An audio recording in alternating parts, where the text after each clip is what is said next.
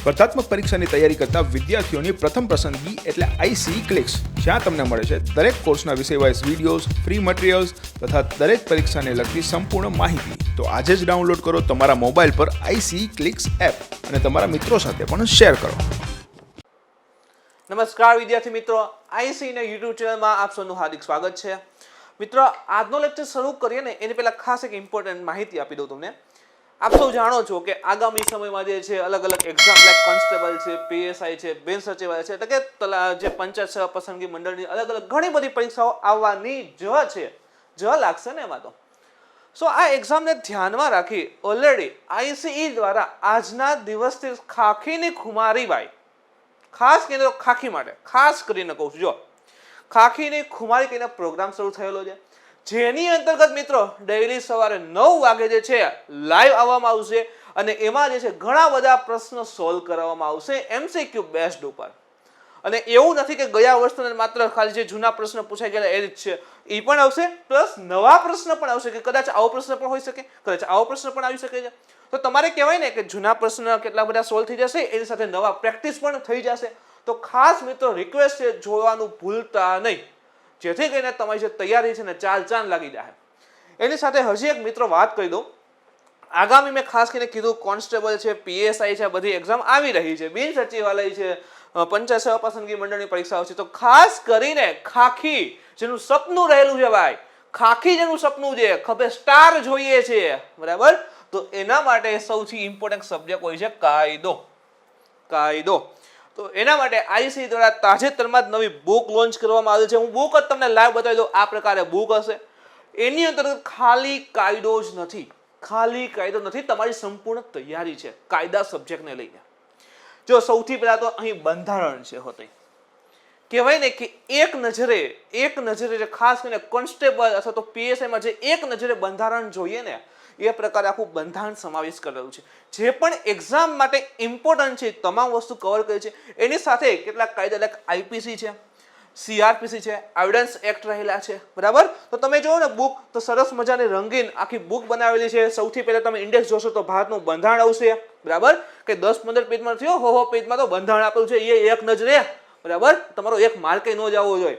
પછી તો કે આઈપીસી આપેલ છે, સીઆરપીસી આપેલ છે, એવિડન્સ એક્ટ છે. તો આ તો થઈ કાયદા અને બંધારણની વાત, પણ એની સાથે હવે એમ થાય કે ચલો આખું રીડ થઈ ગયું, હવે મને કેટલું મને ચેક કરવું હોય તો પાછળ મિત્રો ખાસ કરીને તમે જુઓ તો મહત્વના પ્રશ્ન જવાબ પણ આપેલા છે, જેથી કરી તમે પ્રશ્ન જવાબને સોલ્વ કરો એટલે તરત જ તમને અંદાજ આવી જાય કે મને કેટલું આવડે છે, કયા ટોપિકમાંથી મેં કેટલું કવર કરેલું છે.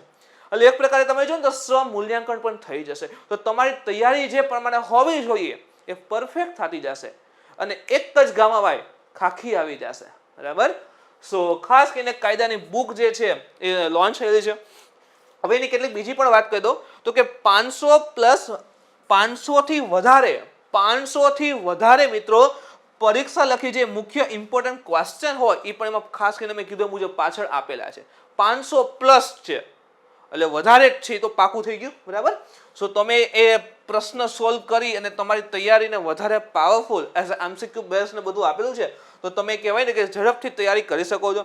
આના સિવાય કલમોની ગોખણપટ્ટી વગર ઉદાહરણ સાથે સમજશક્તિ સાથેનો અભ્યાસ, જે ગોખવું પડે ને કે આ 252 માં છે, 360 માં છે, 498 માં છે, એવું ગોખ્યા વિના મિત્રો ખાસ કરીને ઘણા બધા ઉદાહરણ સાથે આખી સમજૂતી આપેલી છે. ઉદાહરણ તમે જુઓ ને એટલે સહેલું થઈ જાય. કોઈ પણ વસ્તુનું ઉદાહરણ આપીએ ને એટલે વસ્તુ સમજવી સહેલી થઈ જતી હોય છે, બરાબર. ખાસ કરીને મારા ભૂગોળમાં તો આવું બહુ આવતું હોય છે, બરાબર. મારા અલગ અલગ તમે જો અખાત સમજાવો હોય, આવા દ્વિકલ્પીય ઉચ્ચપેય સમજાવો હોય, તેનું ઉદાહરણ હંમેશા હું યાદ રખાવું છું. ક્લાસમાં ખાસ જે આવે છે ને બધાને ખબર જ હશે કે એક ઉદાહરણ યાદ રખાવું અને આખો કન્સેપ્ટ ક્લિયર થઈ જાય ઉદાહરણથી, તો ખૂબ જ સહેલું થઈ જતું હોય છે એનાથી. આને સિવાય કે ભાઈ પ્રેક્ટિકલ બેઝ પૂછાતા પ્રશ્નોની ઉદાહરણ સાથે એની પણ સમજૂતી છે. પરીક્ષાલક્ષી મહત્વની કેટલીક કલમોની યાદી પણ આપેલ છે સ્પેશિયલી, આટલા ખાસ યાદ રાખો, બરાબર. તો કહેવાય ને કે ભાઈ ખાખી માટે જે કાયદા જરૂરી છે એ બધાની સરસ મજાની એક સાથે સમજૂતી ઉદાહરણ સાથે આ બુકમાં તમને પ્રાપ્ત થઈ જશે. અને આના સિવાય છે જીપીએસસી 1-2 છે, even PSI, constable, STI, DYSO, deputy mamlatdar, senior clerk, HDO, TET જે આગામી સમય એની પણ વાત છે. તો આ બધી એક્ઝામ માટે કરંટ અફેર્સ ઇમ્પોર્ટન્ટ તો હંમેશા રહેવાનું જ છે, બરાબર. તો અત્યારે તમે જો સ્પેશિયલી કોમ્બો ઓફર ચાલી રહી છે જેની અંતર્ગત 30% જેટલું ડિસ્કાઉન્ટ અવેલેબલ છે. 320 પ્લસ 170 490 પ્રાઇસ છે, તમારે માત્ર 343 ચૂકવવાના છે, બરાબર. 343 માં તમારી બંને બુક જે છે એ આવી જશે. સો અત્યારે કોમ્બોની પ્રાઇસ પણ રહેલી છે અને કરંટ અફેર્સ વિના પેપર શક્ય નથી. કોઈ પણ પેપર લઈ લો, કરંટ અફેર્સ તો હંમેશા રહેલું જ હોય છે, ચાહે પીટી હોય, મેન્સ હોય કે પછી ઇન્ટરવ્યુ કેમ નથી, તો એમાં કરંટ તો પૂછતા જ રહેતા હોય છે. તો ખૂબ જ ઇમ્પોર્ટન્ટ બંને સબ્જેક્ટ છે. ખાખી માટે તો આના વિના શક્ય નથી, બરાબર. અને કોઈ પણ પેપર કરંટ વિના શક્ય નથી, તો બંનેનું ઇમ્પોર્ટન્ટ રહેલું છે. હવે કોઈ વિદ્યાર્થી મિત્ર પાસે ઓલરેડી મે બી કરંટ અફેર્સની બુક હોય જ, કારણ કે જો સ્માર્ટ કોને કહેવાય? પરીક્ષા જાહેર થાય, કોલ લેટર આવે, પછી તૈયારી કરે ને સ્માર્ટ ના કહેવાય. ખબર પડે કે એક્ઝામ આવવાની છે, તરત જ મંડાઈ પડવાનું, બરાબર. આખું ગામ જાગે એની પહેલા ખુદ જાગી અને તૈયારી કરવા માંડો. જ્યારે પરીક્ષા આવે, ફોર્મ ભરાય, ત્યારથી તો તમે રિવિઝન કરતા હોવા જોઈએ.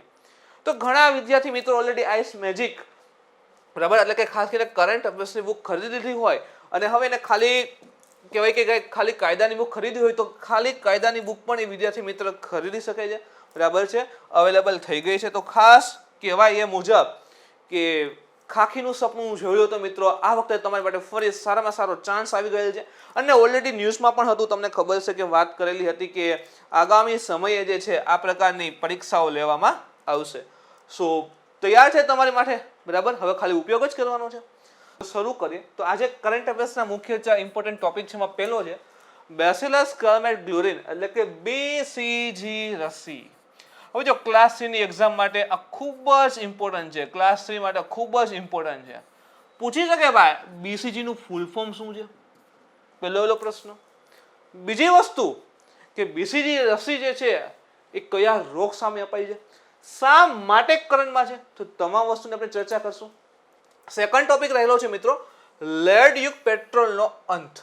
લેડ શિશુ જેને કહીએ ને, પેટ્રોલમાં એનું મિશ્રણ કરવામાં આવતું હતું અને લેડ જે છે પ્રકારનું ઝેરીલી ધાતુ કહેવાય, તેનો અંત આવેલો છે. યુનાઇટેડ નેશન એન્વાયરમેન્ટ પ્રોગ્રામમાં આવું કીધેલું છે. તો આની થોડી ઘણી વાત કરશું કે ભારતમાં ક્યારે બંધ થયું, બરાબર. ત્રીજો ટોપિક છે મિત્રો શ્રીલંકાએ ફૂડ ઇમરજન્સી જે છે જાહેર કરી. શ્રીલંકાની અંતર્ગત જે છે ફૂડને લઈને અત્યારે ખૂબ જ બધા ક્રાઇસિસ ઉત્પન્ન થઈ ગયા છે, તો એની પણ થોડી ઘણી વાત કરશું કે હવે એની શું પરિસ્થિતિ રહેલી છે.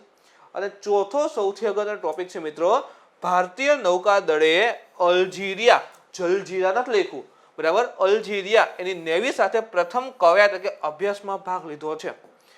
હવે તમે જોવો ને થોડા સમયથી સતત તમે જોતા છો કે કરંટમાં કોઈને કોઈ આપણી આર્મી, નેવી કે એરફોર્સની એક્શન સતત આવી રહી છે. ભાઈ ઇન્ડિયા ખૂબ વધારે આગળ છે. ઇન્ડિયન એરફોર્સ, ઇન્ડિયન નેવી અને ઇન્ડિયન આર્મી અત્યારે વિશ્વમાં પ્રબળ છે, તાકાતવર છે, મોડર્નાઇઝ થઈ રહી છે. અને જે વિશ્વની અલગ અલગ સમસ્યા છે લડવા સામે પોતે એટલે કે આપણી આર્મી, એરફોર્સ અને નેવી અલગ અલગ દેશો સાથે એક્સરસાઇઝ પણ કરી છે, એ પણ વિશ્વના અલગ અલગ ભાગમાં. તો અહીંથી પૂછી શકે છે કે ભાઈ હમણાં તાજેતરમાં એક્સરસાઇઝ કયા દેશ સાથે થઈ, કઈ જગ્યાએ થઈ, બરાબર. તો સતત એ વસ્તુ કરંટમાં છે, તો હંમેશા આ પ્રકાર કરંટમાં જે વસ્તુ વધારે છે તો ખાસ ફોકસ કરવું પડે, કારણ કે ઇમ્પોર્ટન્ટ હોય. તો તમે જે કરંટ અફેર્સની નોટ બનાવો છો ને મિત્રો, એની અંદર specially Indian navy, Indian air force, Indian આર્મીની જે એક્સરસાઇઝ થયેલી છે એનું અલગથી લિસ્ટ બનાવજો કે આ નેવી એક્સરસાઇઝ છે, કયા દેશ સાથે થઈ, એનું નામ શું છે, કઈ જગ્યાએ થયેલી છે, જેથી કરીને તમારી પાસે આખી નોટ એક તૈયાર થઈ જાય. તો શરૂ કરીએ મિત્રો. તો પ્રથમ છે બેસિલસ ક્લામેટ-ગ્લુરીન એટલે કે BCG રસી. તમે નોટ જ કરી લો કે ફૂલ ફોર્મ પહેલા તો શા માટે કરંટમાં છે, તો કે જુલાઈ 1921 અને આજે છે 2021. તો કેટલા વર્ષ પૂરા થયા, તો કે 100 વર્ષ પૂરા થયા ભાઈ, 100 વર્ષ પૂરા થયા. 100 વર્ષ પૂરા થાય તો ઇમ્પોર્ટન્ટ તો બની જ જાય. સો જુલાઈ 1921 રોજ ક્ષય એટલે કે જેને આપણે ટીબી કહીએ, ટીબીનો સામનો કરવા માટે, એનાથી લડવા માટે બેસિલસ ક્લામેટ-ગ્લુરીન એટલે કે BCG રસી જે છે એના નિર્માણ થયું હતું અને આજે એના 100 વર્ષ જે છે કમ્પ્લીટ થઈ ગયેલા છે. એટલા માટે BCG વેક્સિન અથવા તો રસી જે છે ઇમ્પોર્ટન્ટ થઈ છે. તો BCG રસી જે રહેલી છે, બરાબર, એ મુખ્યત્વે કયા રોગ માટે છે? જો આ પ્રશ્ન ક્લાસ સી માટે ખૂબ ઇમ્પોર્ટન્ટ છે. કયા રોગ માટે છે? તો કે ક્ષય. ક્ષય આપે અથવા શું આપશે? ટીબી આપશે. તો ટીબી અથવા તો ક્ષય વિરોધી આ વેક્સિન રહેલી છે. બીસીજી રસી જે છે એ માઇકોબેક્ટેરિયમ બોવિસ જેનો ઉપયોગ જે છે પશુઓમાં ટીબી અથવા ક્ષયનું કારણ હોય છે એક સ્ટ્રેનમાં પરિવર્તન કરીને વિકાસ કરવામાં આવ્યો હતો. તમને ખબર હશે આપણે ઘણી વખત કરંટમાં પણ લીધું છે કોરોના રહેલો છે એની વેક્સિન તો કે કોવિશિલ્ડ અને એક છે કોવેક્સિન. એક છે કોવેક્સિન તો કે મૃત કોરોના વાયરસમાંથી બનેલ છે અને એક છે કોવિશિલ્ડ. કોવિશિલ્ડ શેમાંથી બની છે તો કે ચિમ્પાન્જી રહેલો છે ચિમ્પાન્જી બરાબર એમાં જે એડિનો વાયરસ વીક એડિનો વાયરસ જોવા મળે છે એમાં થોડુંક મોડિફાઈડ કરી અને કોવિશિલ્ડ બનાવેલું છે. તો સેમ એ જ રીતે મિત્રો આ બીસીજી કેવી રીતે બનાવેલું જો સરળ શબ્દમાં સમજાવવાની કોશિશ કરું છું. બીસીજી કેવી રીતે બનાવી તો કે પશુઓ જે આપણે પશુ હોય ને ગાય ભેંસ ને એમાં તો એમાં ટીબી એને પણ થઈ શકે ને ભાઈ. તો એમાં એક ટીબી માઇનર એવું એને ટીબી થવાનું કારણ એક હતું એ બેક્ટેરિયાનું નામ હતું માઇકોબેક્ટેરિયમ બોવિસ. માઇકોબેક્ટેરિયમ બોવિસ. તો જે પશુઓમાં માઇકોબેક્ટેરિયમ બોવિસ જોવા મળે છે એનો એક સ્ટ્રેન લીધો એનો એક પ્રકાર લીધો અને એમાં પરિવર્તન કર્યું ફેરફાર કર્યો એને એડિટ કર્યો એટલે એને એ રીતે ડેવલપ કર્યો કે મનુષ્યમાં જે ટીબી જોવા મળે છે ક્ષય જોવા મળે છે એને નાથવામાં એની અસરને ઝીરો સમાપ્ત કરવામાં આ ઇફેક્ટિવ હોય. આપણે તમે સાંભળ્યું છે કે સાપના ઝેરની દવા સાપના ઝેરમાંથી જ બને આ કંઈક એવું જ છે. તો કે જે પશુઓમાં માઇકોબેક્ટેરિયમ બોવિસ જોવા મળે છે એને પરિવર્તન કર્યો એડિટ કરી અને આ જે બીસીજી વેક્સિન છે એનું ડેવલપમેન્ટ કરવામાં આવેલું છે. 1921માં આ રસીનો ઉપયોગ સૌપ્રથમ મનુષ્ય ઉપર કરવામાં આવ્યો હતો.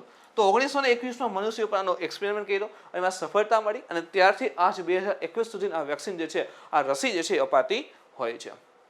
હાલમાં બીસીજી ટીબી નિવારણ માટે ઉપલબ્ધ એકમાત્ર લાયસન્સ વાળી રસી છે. જો ઓનલી તમે જૂના પેપરને એવું જોશો ને તો આવા શબ્દ ક્યાંક જ ભાગ્ય મળે કે એકમાત્ર. તો યાદ રાખજો કે હાલ બીસીજી લાયસન્સ પ્રાપ્ત ઓનલી ટીબી માટે ઉપયોગમાં લેવાતી એક રસી જે છે એ રહેલી છે. તે ઉત્તમ સલામતી રેકોર્ડ સાથે વિશ્વની સૌથી વધુ ઉપયોગમાં લેવાતી રસી છે. હવે આખા વિશ્વમાં લાયસન્સ પ્રાપ્ત એક જ ટીબીની વેક્સિન હોય તો એ વધારે જ ઉપયોગમાં લેવાતી હશે ને. અને પીડિતોને દર વર્ષે અંદાજિત 120 મિલિયન ડોઝ આપવામાં આવે છે. 120 મિલિયન ડોઝ જે છે ટીબીના આ બીસીજીના આપવામાં આવતા હોય છે. ભારતમાં બીસીજીની શરૂઆત સૌપ્રથમ કઈ સાલમાં થઈ હતી તો યાદ રાખો આઝાદીના 1 વર્ષ પછી એટલે કે 1948માં. આઝાદીના 1 વર્ષ પછી એટલે કે ભારતની અંતર્ગત ભાઈ બીસીજીની શરૂઆત 1948માં મર્યાદિત ધોરણે કરવામાં આવી હતી. 1962માં ચીન સાથે યુદ્ધ પણ થયું હતું ને તો 1962માં એક નેશનલ ટીબી કંટ્રોલ પ્રોગ્રામ ચલાવેલો હતો. નેશનલ ટીબી કંટ્રોલ પ્રોગ્રામ એની અંતર્ગત આ વેક્સિન એટલે કે બીસીજી જે એને સમાવેશ પણ કરી હતી. બીસીજી બાળકોને ટીબી અથવા ક્ષય રોગના ગંભીર સ્વરૂપો સામે મજબૂત રક્ષણ પ્રદાન કરે છે. બાળક નાનું હોય ને ત્યારે બીસીજી આપી દેતા હોય છે. તમે ઘણી વખત જોયું હશે બાળકને છે ને અહીંયા ખભા પર અહીંયા વેક્સિન આપે બીસીજીની અને એવું તમે કદાચ આપણને આપેલી જ હોય છે. તમે જો ઘણી વખત એનો ડાઘ રહી જતો હોય અહીંયા તમે જો ને સળો પર તો ડાઘ રહી ગયેલો હોય. ઘણી વખત પૂછે કે આ શેનો ડાઘ છે તો એમ કે બીસીજીની રસી આપ્યું હતું બીસીજીની ઇન્જેક્શન આપ્યું હતું ભાઈ અને એનો ડાઘ રહી ગયો છે બરાબર. તો બાળકોને જે નાનું હશે ને ત્યારે જ આપી દે છે બરાબર. એટલે શું થાય કે એના જે ટીબીની ગંભીર અસર હોય એની સામે એને મજબૂતી એના બોડીને મજબૂતી પ્રદાન કરે. તે કિશોરો અને પુખ્ત વયના લોકો માટે રક્ષણાત્મક રીતે 0 થી 80% સુધી અસરકારક છે. 0 થી 80% સુધી અસરકારક. જો શા માટે હવે ગરમ વિસ્તાર હોય જેમ કે આપણે વિષુવવૃત્ત નજીકનું ક્ષેત્ર હોય તો ત્યાં બીસીજીની અસર ઓછી હોય છે અને જેમ ધ્રુવ તરફ જાશું એમ એની અસર વધતી જાય છે. એવું શા માટે હશે એની પણ વાત કરશું. બીસીજી નવજાત શિશુઓને શ્વસન અને બેક્ટેરિયલ ચેપ અને રક્તપિત્ત તથા બરોલી અલ્સર એક પ્રકારનું કેન્સર જેવા અન્ય માઇક્રોબેક્ટેરિયલ રોગોથી પણ બચાવે છે. તો આ બીસીજી છે ખાલી એવું નહીં કે ટીબી એક જ અન્ય પ્રકારના જે જોખમ હોય જે બેક્ટેરિયાથી થતી બીમારી હોય એનાથી પણ એને બચાવે છે. તો એનો ઉપયોગ મૂત્રાશયના કેન્સર અને જીવલેણ મેલાનો એક પ્રકારનું કેન્સર જ છે. એક પ્રકારનું કેન્સર છે. એમાં ઇમ્યુનોથેરાપી એજન્ટ તરીકે પણ એ ઉપયોગમાં લેવાય છે. તો કેન્સરને અથવા તો જે મૂત્રાશયના કેન્સર આવે છે બરાબર જીવલેણ સાબિત થતા હોય છે તો એની થેરાપીમાં કહેવાય ને એના ઇલાજ તરીકે પણ બીસીજીના રસી જે છે બીસીજી એનો ઉપયોગ થાય છે.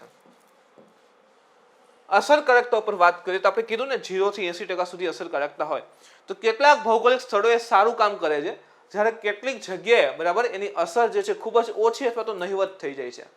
સામાન્ય રીતે જો આવો ક્યારેક વાક્ય આવી જાય તો જીવનમાં ઝરમરી આવી જાય 2 વાર કે આવું લખેલું કે વેક્સિનની અસર જે છે વિષુવવૃત્તથી ધ્રુવ તરફ જઈએ તો વધે છે ઘટે છે. તાપમાનની તો બધું સમજા, ક્ષારીયતા તાપમાન તો વધઘટ ને એવું થતું હોય, હવે તો વેક્સિનની અસર આવી તો કે યસ થશે.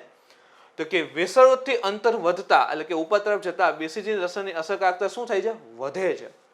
બીસીજીની જે રસી આપે છે એની અસરકારકતા શું થાય? વધે. હવે આ વિસ્તારમાં કેમ ઓછું હોય? એનું કારણ શું હોય?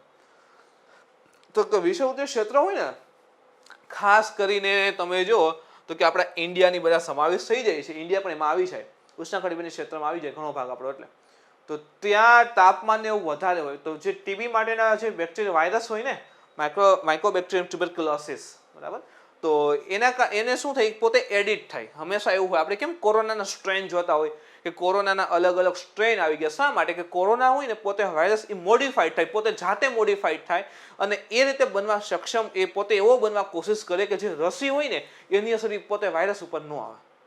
સમજો ખાસ વસ્તુને કે ચલો એક વેક્સિન લઈ લીજે, આ બીસીજી રસી છે, બરાબર, એ આ 3-4 પ્રકારના આ જે કહેવાય કે વાયરસ છે એ સામે લડવા સક્ષમ છે. હવે આ વાયરસ શું કરે? પોતે જાતે એવો સુધરે, એડિટ થાય અને એ પ્રકારે એડિટ થાય કે આ નવા વાયરસ આવો બની ગયા, ચલો, અને આ બીસીજી અસર એના ઉપર ન આવે. તો આ જાતે આવા એડિટ થાય છે. જે મહત્તમ જે આ ઉષ્ણતા વિસ્તાર હોય ને, ગરમ વિસ્તાર, ત્યાં જાતે એડિટ થાય છે વધારે પડતા. એટલે આ વિસ્તારમાં એની અસર જે છે ઘણી ઓછી જોવા મળે છે. પણ ઉપર ધ્રુવીય ક્ષેત્ર છે, તેમ ઠંડા વિસ્તાર like UK, Norway, Sweden, Denmark, એની અસરકારકતા ખૂબ જ ઊંચી હોય છે. એની સાપેક્ષમાં ભારત છે, કેન્યા છે, અથવા તો મલાવી જેવા વિષુવવૃત્તીય અથવા એની આસપાસના દેશોમાં જ્યાં ક્ષય રોગનો ઊંચો દર છે તેની અસરકારકતા પણ કેવી છે? ઓછી છે. એટલા માટે જ ઓછી છે ને કે આ વિસ્તારમાં જે છે તમે બીસીજી આપો છતાં જે છે ઘણી વખત કહેવાય કે ટીબીની થતું, એનું કારણ આ જ છે કે નવા વાયરસ એડિટ, પોતે વાયરસ એડિટ થાય છે, સુધરે છે અને એનો ચેપ લાગી જાય. આ વિશ્વમાં પર્યાવરણીય માઇક્રોબેક્ટેરિયમ મોટી માત્રામાં જોવા મળે છે અને એવું પણ માનવામાં આવે કે માઇક્રોબેક્ટેરિયા ટીબી સામે રક્ષણાત્મક અસરોને અવરોધવા માટે સક્ષમ છે. એટલે કે ટીબીની સામે જે રક્ષણ આપે, એટલે બીસીજી વેક્સિન લીધી હતી, રક્ષણ માટે બીસીજી વેક્સિન લીધી, તો બીસીજીની અસર જે છે એ ઘટાડવા માટે અથવા તેની અસર ન આવે એ પ્રમાણે પોતે વાયરસ જાતે એવો બનવા માટે સક્ષમ રહેલા હોય છે. હવે ક્ષય ટીબી એકચ્યુઅલીમાં હોય શું? તો ટીબી એ માઇકોબેક્ટેરિયમ ટ્યુબરક્યુલોસિસ, યાદ રાખજો શેના દ્વારા ફેલાતો રોગ છે? તો માઇકોબેક્ટેરિયમ ટ્યુબરક્યુલોસિસ નામના જીવાણુને કારણે થાય છે. સામાન્ય રીતે ફેફસા, બરાબર છે, એને અસર કરે, પરંતુ તે માનવ શરીરના અન્ય અંગને પણ અસર જે છે એ કરી શકે છે, પણ વધારે પડતું ફેફસા. આ રોગ પલ્મોનરી ટીબીથી પીડાતી વ્યક્તિની ઉધરસ અથવા તો બીજા માધ્યમ મારફતે હવામાં બેક્ટેરિયાના પ્રવાહથી પણ ફેલાય છે. એટલે કોઈ વ્યક્તિ ટીબીથી પીડિત હોય, ગળફા ને એવું કાઢે અથવા તેની ઉધરસ ને એવું આવે છે, તો એમાં જે છે માઇકોબેક્ટેરિયમ ટ્યુબરક્યુલોસિસ હોય અને એના દ્વારા જે છે અન્ય વ્યક્તિને ફેલાઈ પણ શકે છે. વિશ્વમાં ચેપ, રક્તપિત્ત, પ્લેગ અને કોલેરા, ખાસ કરીને રક્તપિત્ત, પ્લેગ અને કોલેરા જેવા ઐતિહાસિક રીતે ભયંકર રોગ કાં તો શું થયું છે કે મોટે ભાગે નાબૂદ થઈ ગયા અથવા તો એને નિયંત્રિત કરી દીધા છે. જેમ કે પ્લેગ હવે જોવા નથી મળતો, અમે કોલેરા જે છે કંટ્રોલમાં લઈ લીધો હોય, બરાબર, તો મોટે ભાગે નાબૂદ થઈ ગયા અથવા નિયંત્રિત કરવામાં આવ્યા છે. આનાથી વિપરીત ટીબી વિશ્વમાં જાહેર આરોગ્યની સૌથી મોટી એક સમસ્યા છે. ટીબીને તો ઝડપથી કંટ્રોલ નથી કરી શકાતું, બરાબર, અને અત્યારે મોટા પાયે રહેલું છે. ચલો અહીંથી એક બીજો પ્રશ્ન પૂછું તું મિત્રો, આ અમુક ભારત સરકારે નક્કી કર્યું છે કે અમુક વર્ષો પછી એના ઘણા ટીબીના જે છે ઘણું બધું કવર કરી લેશું. એટલે કે ભાઈ ઘણા પ્રકાર એને કહેવાય ને કે આટલા વર્ષો સુધીમાં 2025 છે, 2030 છે, ત્યાં સુધીમાં અમે ટીબીના કેસ સાવ ઘટાડી દેશું. તો એ ટાર્ગેટિંગ યર કયું છે ને ટીબી માટે, એક તમે કોમેન્ટ કરીને જણાવજો, ઇમ્પોર્ટન્ટ છે. WHO જે રહ્યું છે વર્લ્ડ હેલ્થ ઓર્ગેનાઇઝેશન, એના ગ્લોબલ ટીબી રિપોર્ટ અનુસાર, તો યાદ રાખજો ગ્લોબલ ટીબી રિપોર્ટ કોણ આપે છે? તો કે WHO, અથવા તો WHO દ્વારા ગ્લોબલ ટીબી રિપોર્ટ અપાય છે. એના મુજબ 2019માં લગભગ 10 મિલિયન લોકો જે છે એ ટીબીથી પીડાતા હતા અને એમાંથી 4 મિલિયન લોકોના જે છે એ મૃત્યુ પણ થઈ ગયા હતા. અને ભારતમાં આ કેસોની સંખ્યાના કુલ વૈશ્વિક કેસોમાં 27% છે, બરાબર. તો જેટલા વિશ્વમાં જોવા મળે છે 27% અંદાજિત ક્યાં ટીબીના પેશન્ટ રહેલા છે? ઇન્ડિયામાં જ રહેલા છે. તો કે સેકન્ડ ટોપિક છે લેડ યુક્ત પેટ્રોલનો અંત, UNEP, United Nation Environment Programme. તો તાજેતરમાં જ બહાર પાડવામાં આવેલ UN environment programme, United Nation Environment Programme, એના મુજબ વિશ્વમાં લેડ કન્ટેનિંગ, બરાબર, એટલે કે લેડ સમાવિષ્ટ હોય, શીશુ સમાવિષ્ટ હોય એવો પેટ્રોલનો ઉપયોગ જે છે આખા વિશ્વમાં જે છે સમાપ્ત કરવામાં આવેલો છે. કેટલાક મહત્વના મુદ્દા જોઈએ તો આ મહત્વપૂર્ણ લક્ષ્ય એટલે કે આખા વિશ્વમાંથી લેડ જે રહેલું છે પેટ્રોલમાં જે લેડ સીધું મિક્સ કરવામાં આવે છે સમાપ્ત થઈ ગયું છે. તો આ લક્ષ્યને હાંસલ કર્યા પછી 2 મિલિયનથી વધુ, સમજો આપણો 2 મિલિયનથી વધુ અકાળ મૃત્યુ અટકાવવામાં આવશે. કારણ કે પેટ્રોલના કારણે ઘણી બધી ઇફેક્ટ આવતી હતી, હવે થશે નહીં, એમાં લેડ ઉમેરવાના કારણે. અને વિશ્વ અર્થતંત્રને વાર્ષિક $2.4 ટ્રિલિયનથી વધુની બચત પણ એમાં થશે. હવે અલ્જીરિયા જે છે એનું લોકેશન કઈ જગ્યાએ એમ પણ થાય, અલ્જીરિયા ક્યાં છે તો કયો કે આ જે છે આફ્રિકા રહેલું છે, આફ્રિકા છે. અને આફ્રિકાનો જે ઉપર તરફનો દેશ રહેલો છે આ છે અલ્જીરિયા, બરાબર. તો અલ્જીરિયાએ લેડ યુક્ત પેટ્રોલ ઇંધણનો ઉપયોગ કરતો છેલ્લો દેશ હતો. છેલ્લો દેશ કયો હતો તો યાદ રાખો કે અલ્જીરિયા એ લેડ યુક્ત પેટ્રોલનો ઉપયોગ કરતો છેલ્લો દેશ હતો. અને ગયા મહિને જ આ દેશમાં લેડ યુક્ત પેટ્રોલનો જેટલો પુરવઠો હતો ને એ બધું સમાપ્ત થઈ ગયું છે. એટલે છેલ્લો દેશ આ હતો કે એની પાસે લેડ યુક્ત પેટ્રોલ હતું, એ પણ હવે પૂરું થઈ ગયું. એટલે આખા વિશ્વમાં હવે ક્યાંય લેડ યુક્ત પેટ્રોલ યુઝ થતો નથી. ભારત જે છે ને, ભારતે એને 2000ની સાલમાં જ બરાબર છે આ પેટ્રોલ પર પ્રતિબંધ મૂકી દીધો હતો. તો એ ખૂબ સારું કહેવાય, અધરવાઇઝ જે છે કેન્સરની થવાની સંભાવના વધી જતી હોય. હવે આ લેડ કન્ટેન્ટ પેટ્રોલની હાનિકારક અસર શું હશે? એક તો આપણે જો કેન્સર એવું થાય તો શીશુ એટલે કે લેડ એના સંપર્કમાં આવવાથી બાળકો ખાસ બરાબર એના સ્વાસ્થ્ય પર ગંભીર અસર આવે છે. ઉચ્ચ સ્તરે શીશાના સંપર્કમાં આવવાથી તે માનવ મગજ અને કેન્દ્રીય જે ચેતાતંત્ર હોય ને એના ઉપર સીધો એટેક કરે. માઇન્ડ અને જે આપણું કેન્દ્રીય ચેતાતંત્ર આવે ને એના ઉપર એટેક કરે. એટલે વિચાર કરો, ચેતાતંત્ર વ્યવસ્થિત કામ ન કરે એટલે કોઈને કોઈ પ્રકારની બીમારીઓ, ખાસ કરીને તો ભાઈ આમ જે મગજમાંથી સંદેશા પહોંચશે નહીં એટલે અંગ કાર્ય કરવાનું બંધ કરી દે.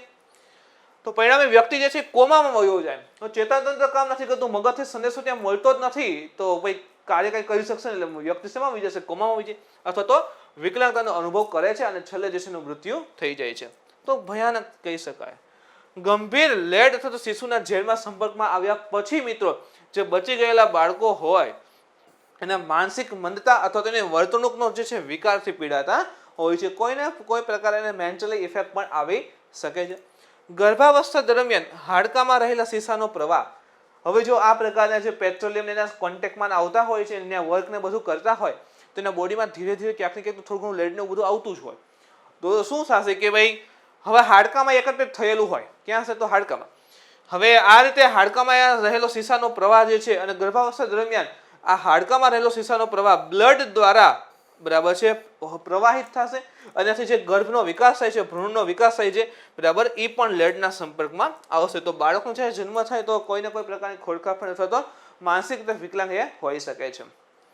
Institute for health matrix and evolution IHME institute for health matrix and evolution અનુસાર 2017માં શીશાના સંપર્કમાં આવવાથી વિશ્વભરમાં 6 લોકોના મૃત્યુ થયા હતા અને અંદાજિત 24.4 મિલિયન લોકોએ તંદુરસ્ત જીવન હતું એનું જે નુકસાન થયું હતું. એટલે કોઈને કોઈ પ્રકારે કંઈક ને કંઈક તો ઇફેક્ટ એમાં આવે છે.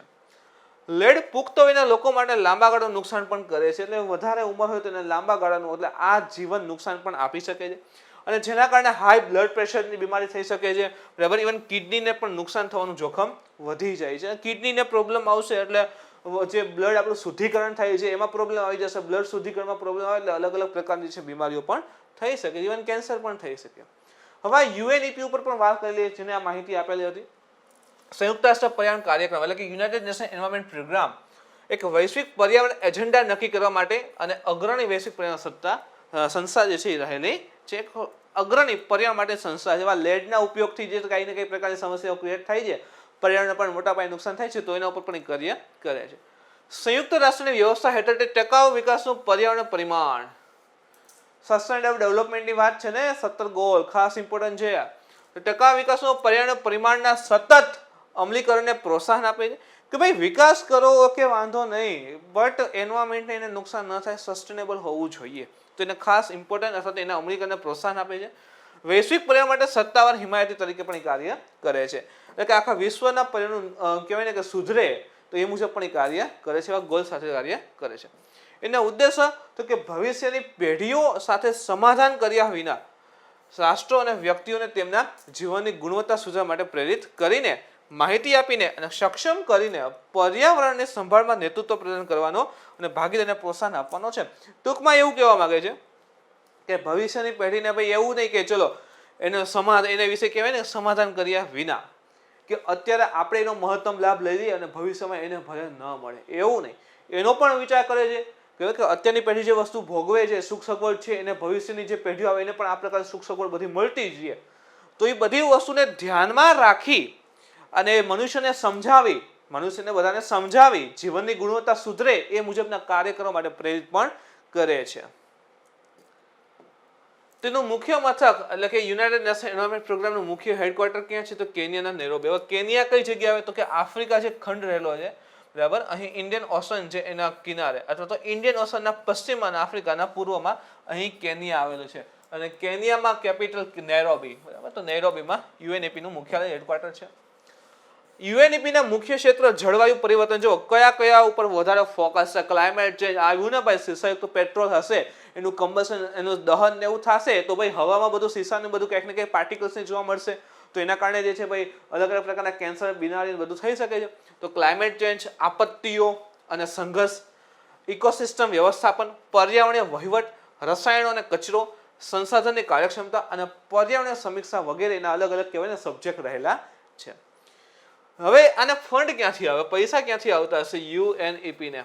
તો યુએનઈપી ના ફંડિંગ જે છે ને એ સભ્યો, એના જે સભ્ય દેશ છે એના સ્વૈચ્છિક યોગદાન. ભારત એમ કે મારે આટલા દેવા છે તો સ્વૈચ્છિક યોગદાન, એવું નહીં કે આ દેશે આપવાના જ ફરજિયાત આટલા આપવાના. તો સ્વૈચ્છિક યોગદાન દ્વારા જે છે ભંડોળ એને પૂરું પાડવામાં આવતું હોય છે.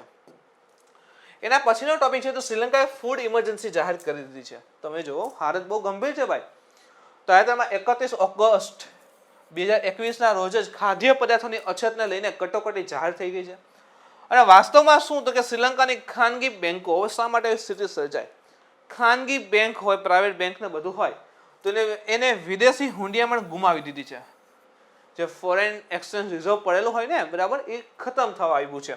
અને એના કારણે એઓ આયાત ચૂકવવામાં અસમર્થ બન્યા છે. આયાત ચૂકવવી એટલે બીજા દેશમાં, સપોઝ આપણે અહીંથી શ્રીલંકામાં કંઈ ફૂડ્સ ને બધું મોકલીએ છીએ તો સામે શ્રીલંકાએ પૈસા તો આપવા જ પડે ને. હવે એની પાસે વિદેશી હુંડિયામણ ના હોય, ચલો એ અમેરિકામાંથી કંઈક વસ્તુ મગાવે છે, હવે એની પાસે ડોલર ના હોય તો ચૂકવશે શું? ચૂકવી નહીં શકે, એટલે આયાત બંધ થઈ જશે. આયાત બંધ થઈ જશે એટલે ત્યાં ઇમરજન્સી લાગી જશે, બરાબર. તો આ પરિસ્થિતિ થઈ છે. એની હુંડિયામણ જે છે ને, વિદેશી હુંડિયામણ એ બેંકોએ ગુમાવી દીધી છે, અથવા ખૂબ જ ઓછી થઈ ગઈ છે. તો શ્રીલંકા સખત આર્થિક કટોકટીનો સામનો કરી રહ્યું છે, ભયાનક હદે. કટોકટી પછી રાષ્ટ્રપતિ રહેલા છે ને ગોટબાય રાજપક્ષે, ખાસ કરીને રાજપક્ષે તરીકે ફેમસ છે. તેઓએ ખાંડ, ચોખા અથવા તો આવા અન્ય આવશ્યક જે ખોરાક છે એનો સંગ્રહનો સામનો કરવા માટે કટોકટીના નિયમોનો આદેશ આપ્યો હતો. હવે ઓલરેડી બહારથી કંઈ આવતું નથી, દેશમાં બને છે ઓછું, તો શું થશે કે જેટલો જથ્થો હોય એને બધા ભંડારણ કરવા માંગે, એટલે કે જેટલું એને ભંડારણ કરી લે. કેટલા પૈસા છે, ઓકે ભંડાર કરીને રાખી દો, નહીં હોય તો આપણે કામમાં ચાલશે અથવા તો આપણો ચાલશે. તો ભંડારણ જે છે ન થાય એના માટે કટોકટી ખાસ જાહેર કરી હતી. રાષ્ટ્રપતિએ સેનાના એક ટોચના અધિકારીને as a commissioner general of services તરીકે નામાંકિત કર્યા. ચોખા, ખાંડ અને અન્ય ગ્રાહક ચીજ વસ્તુઓ પુરવઠાનું સંકલન કરવા માટે તે ખૂબ જ જરૂરી છે. જે ધ્યાન રાખશે કોઈ વ્યક્તિ અથવા તો કોઈ સંસ્થા જે છે આ વસ્તુનું ભંડારણ કરે નહીં, જેટલું છે એ તમામ વચ્ચે સમાન રીતે વહેંચાય. મુખ્ય મેનુ જોઈએ તો ખાંડ, ચોખા, ડુંગળી, બટાકા વગેરેના ભાવમાં જે છે તીવ્ર વધારો થયો. હવે ભાવ વધવા માંડ્યો, બરાબર, એટલે તરત જ જે છે આ પગલું ભરવાની જરૂરિયાત ઊભી થઈ. કારણ કે ભાવ વધે છે તો લોકો શું કરે? સંગ્રહ કરવા માંડે. કે ઓકે બટેટા અત્યારે ધારો કે 10 કિલો છે, કાલે ખબર પડે કે આ 500 કિલો થવાના છે, આ જેટલા છે એનાથી બધે ખરીદવા મળશે કે નહીં? બટેટા લાવો હોય એવા લાવો ભાઈ, બરાબર. કારણ કે કાલે 500 ભાવ થવાના હોય તો અગાઉ ખબર પડી જાય કે આવું શક્યતા છે, તો સ્ટોરેજ શું થાય? વધી જાય. એટલે એના માટે ઇમરજન્સી લગાવવી જરૂરી પડી ગઈ. દૂધ, પાવડર, એલપીજી, ઇવન કેરોસીનની અછતને કારણે દુકાનોની બહાર લાંબી કતારોને લીધે ભાવમાં શું છે વધે? તમે જો આ કેરોસીનની દુકાન છે, બરાબર, કેવડી લાંબી લાંબી લાઈન છે. હવે રાંધવા માટે આ બધી બેઝિક વસ્તુ તો જોશે કે નહીં, તો એના ભાવમાં વધારો થવા લાગ્યો. સરકારે ખોરાકના સંગ્રહ પર દંડ પણ ઇવન વધારી દીધો, કે કોઈ વ્યક્તિ જો સંગ્રહ ખોરીને કરશે તો એને ભયાનક દંડ પણ ભરવો પડશે. હવે શ્રીલંકાનું ઇકોનોમિક થઈ ગયું તંત્ર. તો કોવિડ-19 રોગચાળાના કારણે 2020માં શ્રીલંકાનું અર્થતંત્ર જે હતું એ 3.6% જેટલું સંકોચાઈ ગયું. પાછી બીજી વસ્તુ છે, બીજી લહેર અને જે ત્રીજી લહેર આવે છે ને એને રોકવામાં એ સમર્થ નથી. ત્યાં ઇફેક્ટ કે બીજી લહેરે ભયાનક અને ત્રીજી લહેરની પણ અસર જોવા મળી છે. તો આની અસર જોવા મળશે તો ઉદ્યોગ ધંધાની કેવું થઈ જાય? ધીમા થઈ જાય. કોઈ લોન ને એવું કંઈ લેશે નહીં વધારે, કારણ કે પૈસા નહીં હોય લોકો પાસે ભાઈ. એના કારણે બેંકમાં કંઈ પૈસા આવશે નહીં, સેવિંગ હશે ઉગડી જશે. હવે બેંકો પાસે પૈસા પૂરા થઈ ગયા તો ધીરે ધીરે એનું ફોરેન એક્સચેન્જ રિઝર્વ ને બધું ઓછું થવા લાગશે.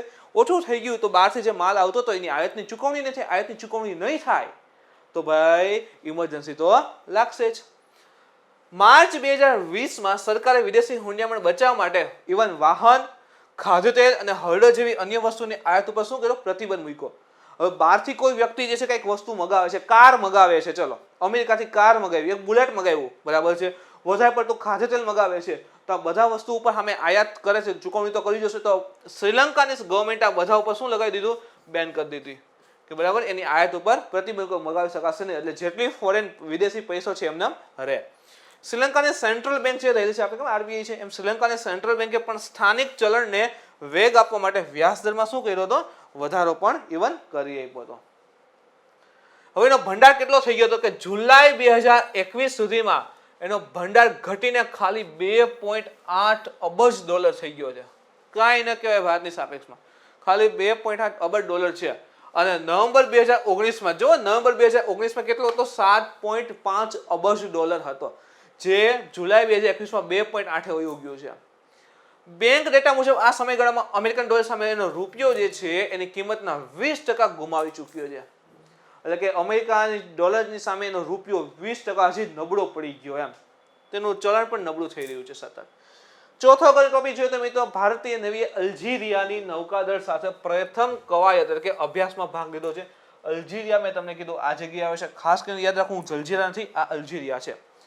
ભારતીય અને અલ્જીરિયાની નૌકાદળોએ બંનેની નેવીએ તાજેતરમાં જ અલ્જીરિયાના દરિયા કિનારે, કયો દરિયા કિનારો તો આ એક જ લાગે છે અને આનું નામ છે ભૂમધ્ય સાગર. શું નામ રહેલું છે? ભૂમધ્ય સાગર. તો ભૂમધ્ય સાગરના જે છે ખાસ કરીને નેવી અભ્યાસ જે છે હાથ ધરેલો છે ઇન્ડિયા એન્ડ અલ્જીરિયાએ. બંને આ અભ્યાસમાં બંને દેશો વચ્ચે વધતા દરિયાઈ સહકારને પ્રતિબિંબિત કરે છે. પ્રથમ અભ્યાસ કરેલો છે તો કહેવાય કે ભાઈ સંબંધો સુધરી રહ્યા છે. Steel ship INS Tabar, Indian naval ship તબરે ભારતનું પ્રતિનિધિત્વ કરે છે, બરાબર. આઈએનએસ તબર એને પ્રતિનિધિત્વ કર્યું. જ્યારે અલ્જીરિયામાં તો અલ્જીરિયા તરફથી પ્રતિનિધિત્વ કરતું જહાજ હતું એએનએસ એટલે કે અલ્જીરિયન નેવલ શિપ એસ્ગર, એના દ્વારા પ્રતિનિધિત્વ કરવામાં આવ્યું તો એએનએસ અલ્જીરિયન નેવલ શિપ એસ્ગર, બરાબર. તો બંને દેશોના જે કહેવાય ને કે એક શિપે એમાં ભાગ લીધો હતો.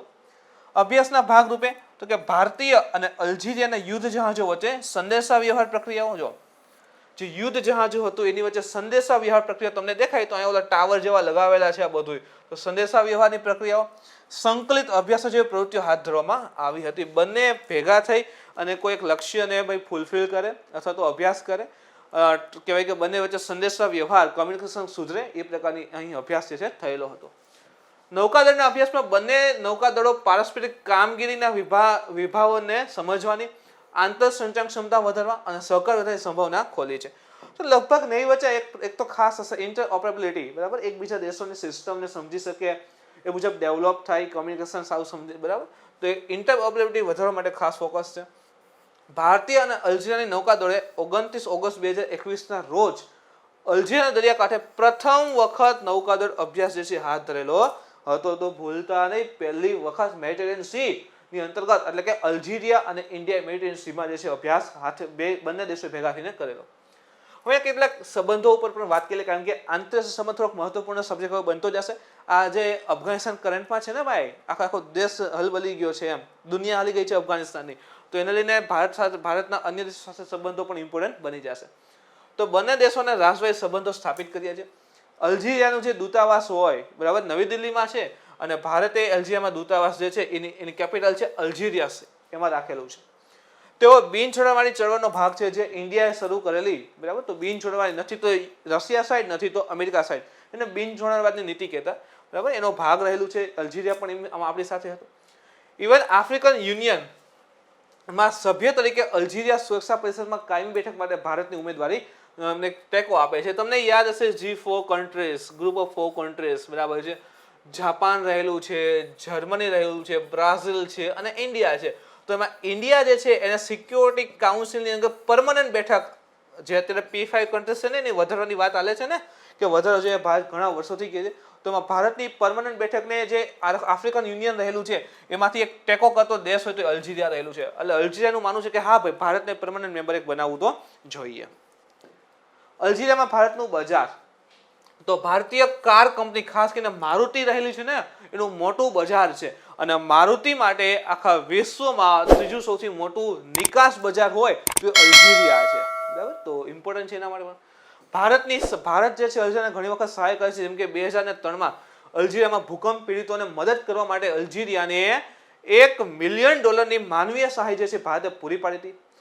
2004માં $2.5 મિલિયન અમેરિકન ડોલરની દવાઓ પણ આપણે એને આપેલી હતી. તો બંને દેશો વચ્ચે સંબંધ ખૂબ જ સારા રહેલા છે અને હવે એક્સરસાઇઝમાં પણ કન્વર્ટ થયેલા છે.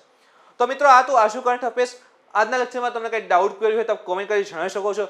મિત્રો વિડીયો ગમે તો લાઈક કરો, શેર કરો, તમારા મિત્રો સુધી પહોંચવા કોશિશ કરો. કાલે ફરી મળીશું નવા ટોપિક સાથે. જય હિન્દ.